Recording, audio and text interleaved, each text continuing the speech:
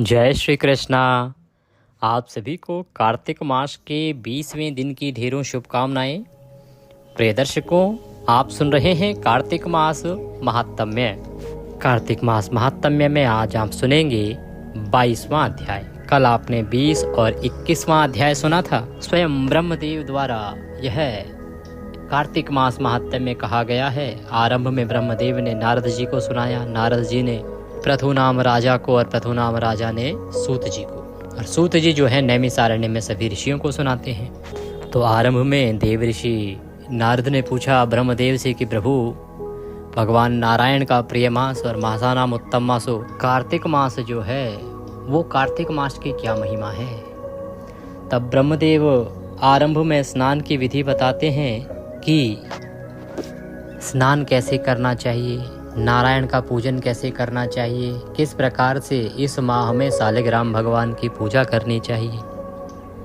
वर्णन आया कि तुलसी की महिमा अद्भुत है, दीपदान की महिमा अद्भुत है। तो नैमिषारण्य के ऋषियों ने पूछा भाई तुलसी की महिमा क्यों अधिक है, ऐसा तुलसी ने क्या किया। तो तुलसी का वर्णन आया कि कैसे तुलसी का उत्पत्ति हुई।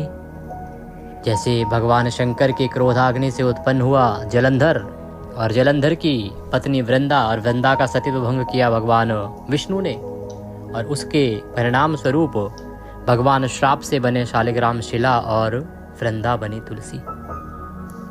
और तुलसी जो है वो बड़ी भाग वाली है। कहते हैं ना कि तुलसी तू बड़े भागनी, कौन तपस्या कीन, तीन लोक तारन तरन सो तेरे अधीन।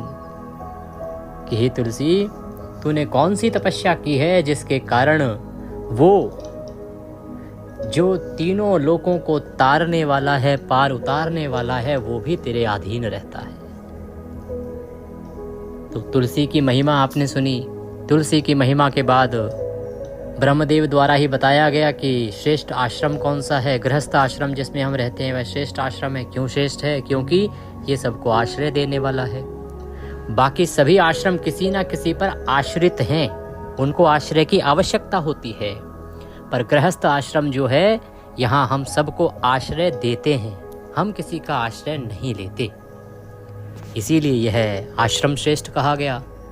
पत्नी का क्या कर्तव्य है, पति का क्या कर्तव्य है, पत्नी को क्यों नहीं त्यागना चाहिए, किस प्रकार की पत्नी को, चाहे वह कितनी ही लड़ाकू, खराब, भद्दी, दिखने में कुरूपा ही क्यों ना हो, बूढ़ी हो गई हो, चाहे रोगिणी ही क्यों ना हो, उसका त्याग क्यों नहीं करना चाहिए। और यदि एक अवगुण है तो उस एक अवगुण के कारण ही सब कुछ समाप्त, अर्थात उसको त्याग सकते हैं। पति के क्या कर्तव्य, पत्नी के क्या कर्तव्य, परिवार कैसे चलाया जाना चाहिए, ये सारा वृतांत जो है ब्रह्मदेव के द्वारा कहा गया। फिर भिन्न भिन्न उपाख्यान आए जिसके द्वारा धर्म के विषय में बताया गया, कार्तिक की महिमा के विषय में बताया गया, दीपदान, आकाश दीपदान के विषय में बताया गया, कैसे कार्तिक के त्योहार मनाए जाने चाहिए। उसी में पिछले अध्याय में वर्णन आया कि गोवर्धन पूजा कैसे होनी चाहिए। यम पंचक जो होता है, यम पंचक जिसकी शुरुआत त्रयोदशी से होती है। त्रयोदशी कौन सी? जिसे हम धनतेरस कहते हैं। धनतेरस से और द्वितीया तक ये यम पंचक कहलाते हैं, 5 दिन के। इनमें क्या क्या करना चाहिए, उसी में आज का अध्याय आएगा, जहां हम सत्य शर्मा का उपाख्यान सुनेंगे। बड़ा ही सुंदर प्रसंग है ये। और ये महात्म्य इसलिए महत्वपूर्ण है प्रिय दर्शकों, क्योंकि ये एक अकेला महात्म्य है जो स्वयं ब्रह्मदेव द्वारा कहा गया है। ब्रह्मवाणी है ये, जो पुराणों में वर्णित है। और जो मैं आपको सुना रहा हूँ वो तो वैसे भी संस्कृत में वर्णित जो उपाख्यान है और जो ग्रंथ है वहाँ से मैं आपको सुना रहा हूँ। इसकी प्रतिलिपियाँ भी अब तो बाजार में नहीं आती। मैंने जब इसका पता किया अपने पूर्वजों से तो पता चला मुझे कि आज से 60 साल पहले इसको मेरे दादाश्री लेके आए थे, और तब से ये पढ़ा जा रहा है। उन्होंने पढ़ के सुनाया, प्रत्येक कार्तिक में वो सुनाते थे मंदिर में, फिर मेरे पिताजी सुनाते रहे, और अब मुझे ये सौभाग्य मिला है कि मैं आप सभी को इसी पुराण से पढ़ के सुना रहा हूँ। इस प्रकार के जो पुराण हैं, इस प्रकार की जो पुस्तकें जो पहले हुआ करती थी वो अब आनी ही बंद हो गई हैं। यही कारण है कि आप देखेंगे आजकल महात्म्य आप अगर कहीं और सुनेंगे भी ना तो महात्म्य होता ही नहीं है। वो 3-4 कथाएं सुना देते हैं जोड़ के और वो महात्म्य हो जाता है। वास्तव में जो महात्म्य कहा गया है देवों द्वारा, उसका फल कुछ और ही है। आइए आज का अध्याय आरंभ करेंगे। आपसे निवेदन बस इतना है कि वीडियो यदि थोड़ा सा भी अच्छा लगे तो कृपया एक बार लाइक अवश्य कर दीजिएगा। परमेश्वर वासुदेव की कृपा प्राप्त करने के लिए, अपने कार्तिक स्नान को सफल बनाने के लिए कमेंट बॉक्स में अवश्य लिखिएगा जय श्री हरि या ओम नमो भगवते वासुदेवाय। तुलसी सालिग्रामाय नमः, ये कार्तिक का मूल मंत्र है। इसे जितना लिखेंगे उतना पाएंगे। आप देख रहे हैं देवभूमि ज्योतिष संस्थान का प्रतिष्ठित यूट्यूब चैनल देवभूमि धार्मिक। हम यहाँ सभी व्रत और त्योहारों की सही शास्त्रीय जानकारी प्रदान करते हैं। ज्योतिष शास्त्र और पंचांग के आधार पर आपको बताते हैं कौन सी तिथि कब है, व्रत आदि कब करना है, क्या विधि है, क्या नियम है और क्या गलती नहीं करनी है। अब यदि आप भी सभी व्रत और त्योहारों की सही जानकारी पाते रहना चाहते हैं तो कृपया चैनल को सब्सक्राइब कीजिए और बेल आइकन को प्रेस कीजिए। जब आप सब्सक्राइब का बटन दबाएंगे तो वहाँ एक घंटी का निशान बना हुआ आएगा, उसको अवश्य दबाइएगा, तभी आपको हमारे सारे वीडियो प्राप्त होंगे, अन्यथा आपसे जानकारी छूट जाएगी। आइए प्रिय दर्शकों, आज का अध्याय आरंभ करते हैं। परम पूज्य गुरुदेव के चरणों की वंदना करते हैं। गुरुर्ब्रह्मा गुरुर्विष्णु गुरुर्देव महेश्वरः, गुरुर्साक्षात् परब्रह्म तस्मै श्री गुरुवे नमः। बोले गुरुदेव महाराज की जय। या देवी सर्वभूतेषु मां सरस्वती रूपेण संस्थिता, नमस्तस्यै नमस्तस्यै नमस्तस्यै नमो नमः। बोले सरस्वती महारानी की जय। बोलिए प्रथम पूज्य गणेश जी महाराज की जय। बोलिए विष्णु भगवान की जय। बोलिए कार्तिक मास महात्म्य की जय। आप सभी दर्शकों को, आप सभी श्रोतागण को मेरा नमस्कार। आइए आज का अध्याय आरंभ करते हैं। नारदुवाचः, देव ऋषि नारद कहते हैं, दीपोत्सवम कृतम येन दीपावल्याम च तद्ग्रहे। देव ऋषि नारद जी बोले कि हे राजन, अमावस्या के दिन जो कोई दीपक का उत्सव करता है उसके घर में लक्ष्मी आती है। ज्येष्ठा दरिद्रा नहीं आवे। किसी ब्राह्मण सत्यवर्मा ने धन कामना करके कृष्ण जी का पूजन किया। उसने कथा कही। प्रथुनाम राजा बोले, सत्य शर्मा ब्राह्मण कौन है, क्या कथा है, उसके घर में लक्ष्मी रात्रि को कैसे प्राप्त हुई, वहां आप कृपा करके सुनाएं। तो नारद जी बोले कि झुरसेन देश में कोई सुंदर वृद्धि वाला सत्य शर्मा ब्राह्मण रहता था। धर्मार्थ वो कर्म करता था, अर्थात धर्म के लिए काम करता था, धर्म के काम करता था। तृष्णा करके व्याकुल मन था, जो मेरे द्रव्य हो तो मुख से धर्म करूं, स्त्री पुत्रों को अलंकृत करके मनोरम घर करूं। ऐसे मनोरथ में सब देवों में उत्तम नारायण का भक्ति से धन के वास्ते पूजन करने लगा। तो वो जो सत्य शर्मा नाम का ब्राह्मण था, वो मुद्रा के लिए, द्रव्य की प्राप्ति के लिए ही पूजा पाठ किया करता था। कोई यदि धन दे तो उसके लिए पूजा होती थी, ना दे तो ना होती थी। इसीलिए उसने धन प्राप्ति के लिए सब देवों में उत्तम नारायण का भक्ति से पूजन किया। किस लिए? धन प्राप्ति के उद्देश्य से। इस प्रकार विष्णु जी का पूजन करता, जो कुछ धन आता सो खर्च हो जाता, संचय नहीं होता। अब वो पूजन तो करता विष्णु भगवान का धन की प्राप्ति के लिए, अब होता क्या कि जितना आता वो सब खर्च, हाथ में कुछ नहीं, खाली हाथ। उदासीन, दुखित, धन के वास्ते बड़ा उद्यम करने वाला ब्राह्मण ने ज्ञान विज्ञान युक्त किसी विद्वान से पूछा। तो एक बार एक बड़े ही तपस्वी विद्वान से उनकी भेंट हुई। तो उन्होंने उससे पूछा, क्योंकि वो बड़ा उदासीन था, बड़ा दुखी था कि धन मेरे पास रुकता क्यों नहीं है। जब विद्वान से पूछा तो विद्वान ने कहा, धन के वास्ते महादेव जी का प्रजन भजन करो, महादेव जी का भजन करो। इस समय विष्णु जी मनोरम करने वाले की कामना नहीं पूरी करते। जैसे रोग में अपथ्व, भजन के आनंद में युक्त, कामना रहित वैरागी लोगों से विष्णु जी महाराज पूजित किए जाते हैं। हे ब्रह्मदेव, हे ब्राह्मण देव, तुम लोगों से नहीं। इस प्रकार मुनि का वचन सुन यमुना के तट में महादेव का लिंग देख रोज रोज पूजन करने लगा। 12 महीने में महादेव जी ने प्रीति से ब्राह्मण का रूप धारण किए सत्य शर्मा को लक्ष्मी का उपाय कहा। तो जब सत्य शर्मा ने महादेव जी का पूजन करना आरंभ किया, महादेव प्रसन्न हुए। उन्होंने उसे कहा कि तुम लक्ष्मी का पूजन करो। बोले कि जाओ राजा से ये वर मांगो कि अमावस्या के दिन रात्रि को हमें छोड़ के कोई भी गांव वाला अपने घर में बत्ती ना जलावे, अर्थात सब अंधेरा रखे, कोई दिया बाती ना जलाए। ऐसे महादेव के वचन सुन वह राजा के पास गया, राजा से बोला। राजा ने उसका थोड़ा काम जान के वर दे दिया कि ठीक है। अब अमावस्या आ गई। तब सत्य शर्मा ने जो वरदान मांगा था उसका राजा को स्मरण कराया कि राजा जी, आपने मुझे वरदान दिया था ना, याद है कि भाई अमावस्या को आपके राज्य में कोई भी दिया आदि नहीं जलाएगा, केवल मेरे घर में ही दीपक जलेगा। तो राजा ने पूरे शहर में हुक्म दे दिया कि भाई आज कोई भी दिया आदि नहीं जलाएगा, आज शाम को कोई बत्ती नहीं जलाएगा। ऐसा वचन सुन किसी ने भी उस रात्रि को बत्ती नहीं जलाई, दिया नहीं जलाया। सत्य शर्मा ने अपना घर बहुत शोभायमान किया, अच्छे से खूब सारे दिए जलाए, प्रकाशित किया, हर्ष गीत आदि युक्त दीपों की माला की। रात्रि हुई, मध्यरात्रि को आई लक्ष्मी जी। लक्ष्मी ने देखा हर तरफ अंधकार ही अंधकार है, तो लक्ष्मी जी को हर जगह अंधकार ही अंधकार देखा। उस ब्राह्मण के घर को अलंकृत तथा उसमें ज्योति का प्रकाश दिखाई।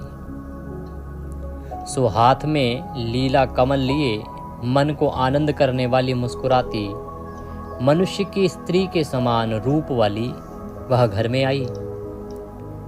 उस ब्राह्मण से रोकी गई, तुम्हारा पति कठोर है हे भद्रे, पूर्व ही कोई मुझसे प्रसन्न नहीं हुआ। लोक में तुम अति चंचल हो, तुम दोनों स्त्री पुरुष दोषी हो। तुम यहाँ नहीं रहना, औरों को छलने जाओ।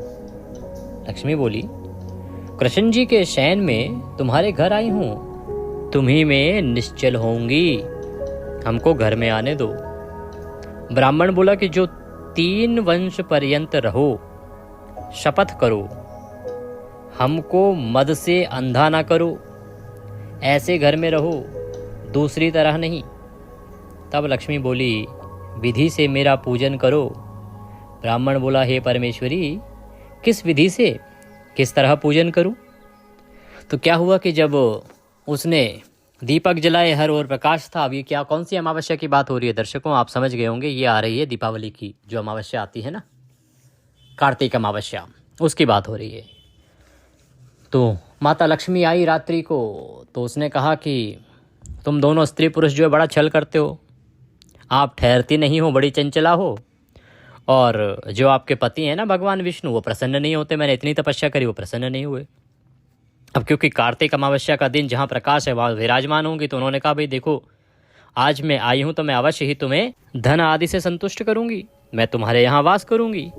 तब वह ब्राह्मण बोला कि अगर यहाँ वंश पर्यंत, 3 वंश पर्यंत, अर्थात मेरे 3 वंश बीत जाए, 3 पीढ़ी रहें, तब तक यहाँ रहने का वचन दो तो वास करो। तो देवी लक्ष्मी ने कहा, हाँ ठीक है, मैं 3 वंश पर्यंत भी रहूंगी, लेकिन उसके लिए तुम मेरा विधि विधान से पूजन करो, तुम्हें मेरा विधि विधान से पूजन करना होगा। तो सत्य शर्मा ने कहा कि बताओ कैसे पूजन करना होगा।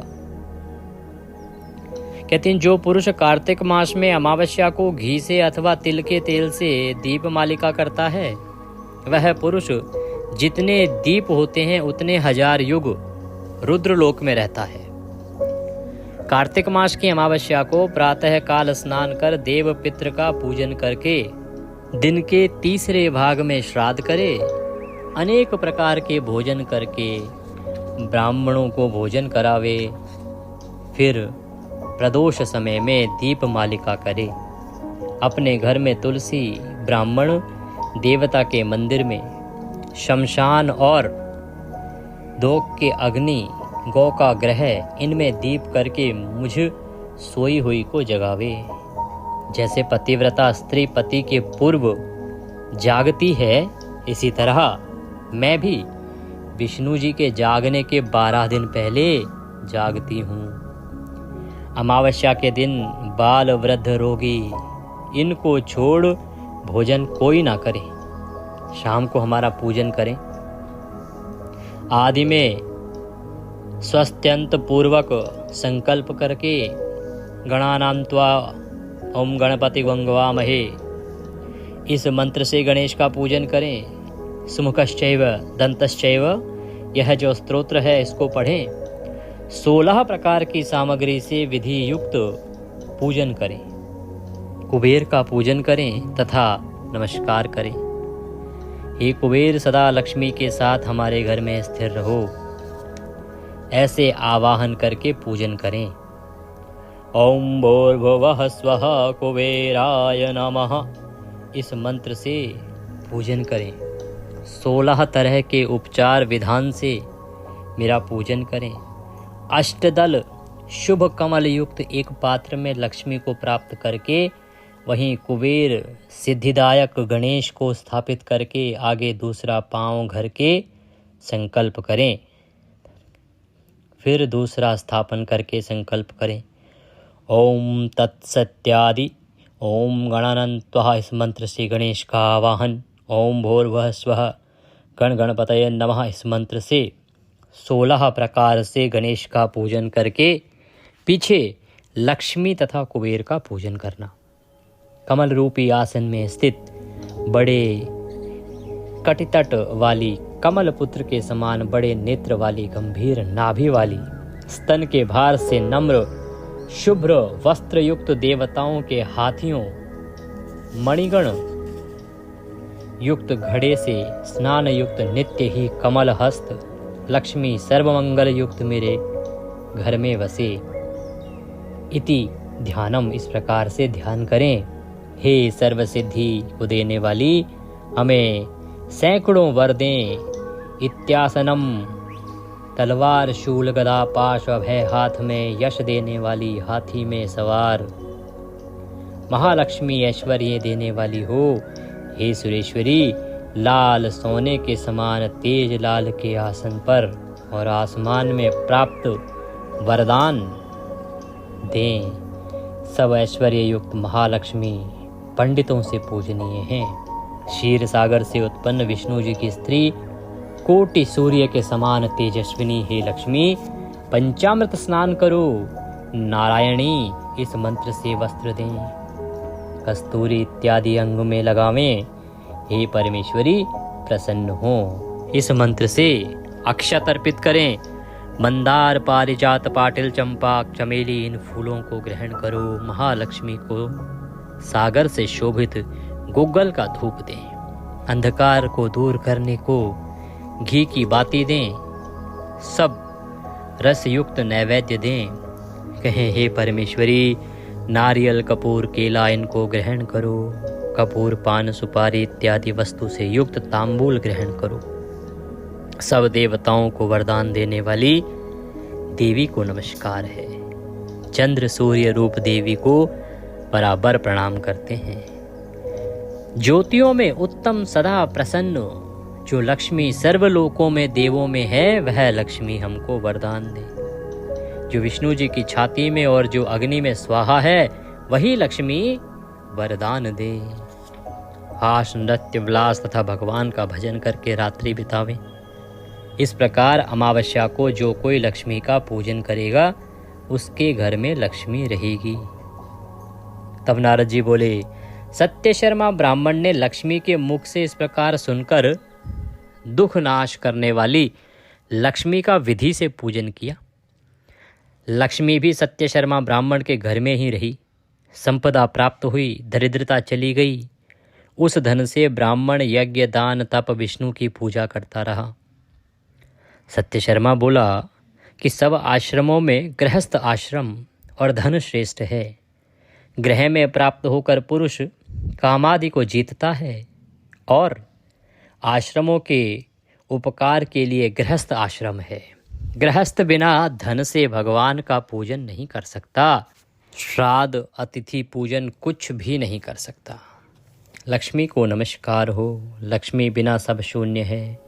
नारद जी बोले कि ब्राह्मण इस प्रकार बोल के घर छोड़ विरक्त हो कृष्ण भक्ति वाला मथुरा में रहने लगा। मथुरा में शुद्ध चित्त होकर समाधि द्वारा विष्णु का आराधन करने के बाद मोक्ष को प्राप्त हुआ।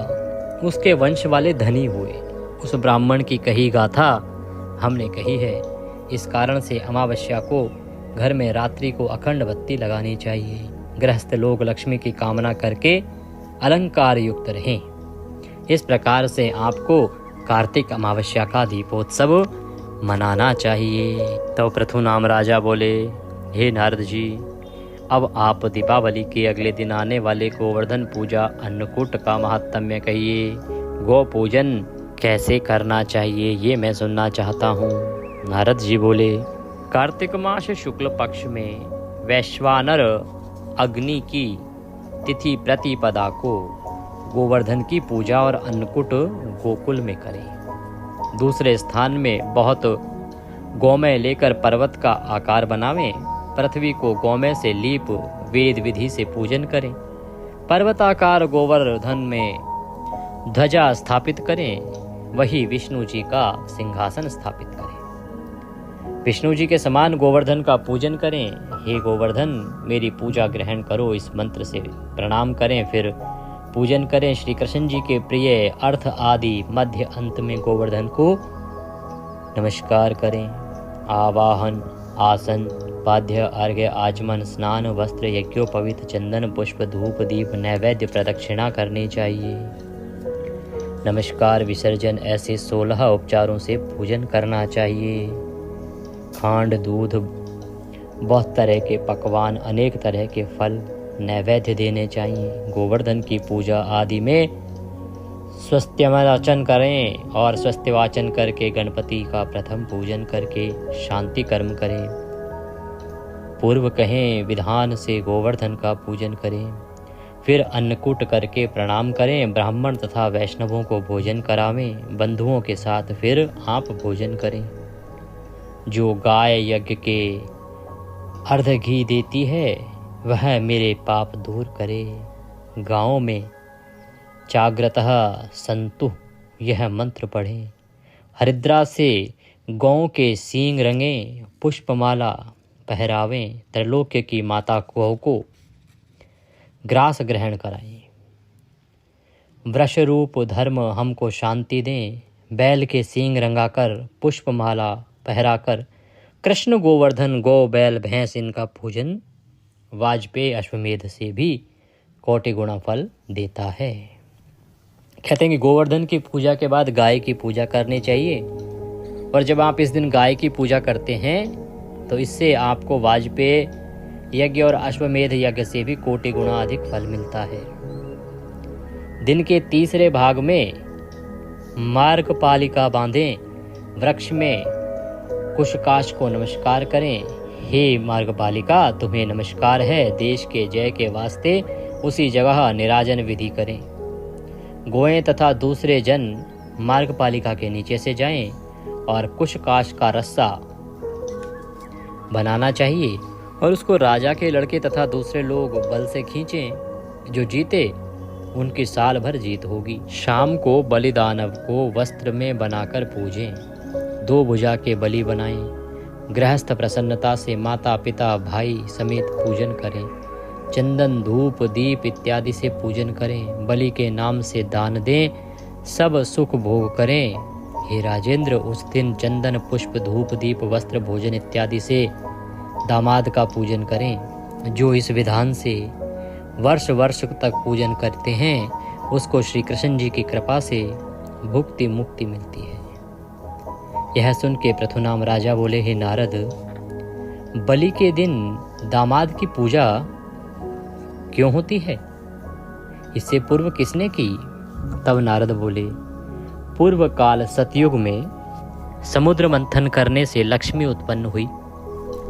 विष्णु जी को ब्याही गई। अनंत लक्षण लक्ष्मी कन्या जब समुद्र जी ने विष्णु को दी, तब कन्या के स्नेह से आनंदित समुद्र ने भक्ति से परम आनंद से विष्णु जी की स्तुति की। इसके ऊपर प्रसन्न भगवान समुद्र से बोले, वरदान मांगो जो तुम्हारे मन में हो। ऐसे वचन सुन के समुद्र बोला, हे प्रभु, जो अगर आप प्रसन्न हो तो मेरे में लक्ष्मी के साथ नित्य ही बसो। भगवान समुद्र से बोले, तुम्हारे घर में नित्य ही बसेंगे। वर्ष वर्ष में कार्तिक शुक्ला प्रतिपदा को तुम हमारा पूजन करना। कार्तिक शुक्ला प्रतिपदा को दामाद का पूजन जो कोई करता है वह सब पापों से छूट जाता है। जिसने अश्वमेध आदि यज्ञ करके हमारा पूजन किया, जिससे ग्राम युक्त पृथ्वी दान की गई और विधि से कोटि गौदान किए गए, उसके बराबर जामाता के पूजन में फल होता है। हम ब्रह्मा, रुद्र, इंद्र आदि देव सब कार्तिक शुक्ला प्रतिपदा को दामाद की देह में रहते हैं। इस कारण दामाद का पूजन सब पूजन के फल को देने वाला है। तो पृथुनाम राजा बोले, हे नारद जी, अब मैं कार्तिक द्वादशी का महात्म्य सुनना चाहता हूँ। कार्तिक शुक्ला द्वादशी जो यम द्वितीया है, ये क्यों कही गई? तो नारद जी बोले कि कार्तिक शुक्ला द्वादशी को शाम को यमराज का पूजन करें। प्रातः काल द्वितीया को यमुना में स्नान करने से यमपुरी को मनुष्य नहीं जाता है। प्रातः काल दौज के दिन यमुनापुरी में स्नान करने से मनुष्य यमपुरी को नहीं जाता है। और कार्तिक शुक्ला द्वितीया को यमुना से यमराज पूजा किए गए और भोजन कराए गए, इसीलिए ये दिन विशेष है। नरक वाले यम के अनुचर सब तृप्त हुए, सब पापों से छूट गए, उसका बड़ा उत्सव हुआ। इस कारण 3 लोक में यम द्वितीया प्रसिद्ध हुई। इसको भैया दूज भी कहते हैं। इस दूज को भोजन न करें, प्रीति से बहन के हाथ से भोजन करें। बहन को विधान से दान दें। स्वर्ण के अलंकार, वस्त्र, सत्कार, इनसे पूजन करें। बहन नहीं होवे तो गुरु की कन्या को दें। हे राजन, भाइयों का आयुर्दाय बढ़ाने के लिए बहन के साथ प्रति मास में 8 चिरंजीवियों का पूजन करें। पहले भाग में, हे मार्कंडे, हे महाभाग, 7 कल्प जैसे तुम जीते हो तैसे ही मेरा भाई हो। मार्कंडे, बलि, व्यास, हनुमान, विभीषण, कृपाचार्य, अश्वत्थामा, परशुराम, ये 8 चिरंजीवी कहलाए हैं। यानी कि ये जो 8 चिरंजीवी हैं ना, जिनको हम कहते हैं अमर, जो कभी मृत्यु को प्राप्त नहीं हुए, चाहे वो मार्कंडे जी हों, चाहे राजा बलि हों, चाहे व्यास हों, चाहे हनुमान हों, चाहे विभीषण, चाहे कृपाचार्य और चाहे अश्वत्थामा, उन्हीं में से परशुराम भी हैं 8वें। ये अमर कहे गए हैं, तो इनका स्मरण करते हुए अपने भाई को पूजन करें।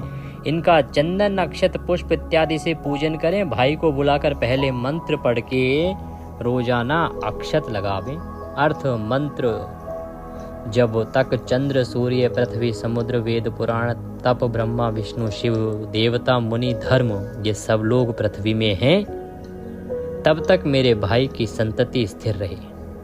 इस प्रकार मंत्र पढ़ के भाई के माथे में रोचना दें, अर्थात तिलक करें, अक्षत लगावें, फिर भोजन कराएं। ऐसा करने से भाई पूरे वर्ष भर प्रसन्न रहता है।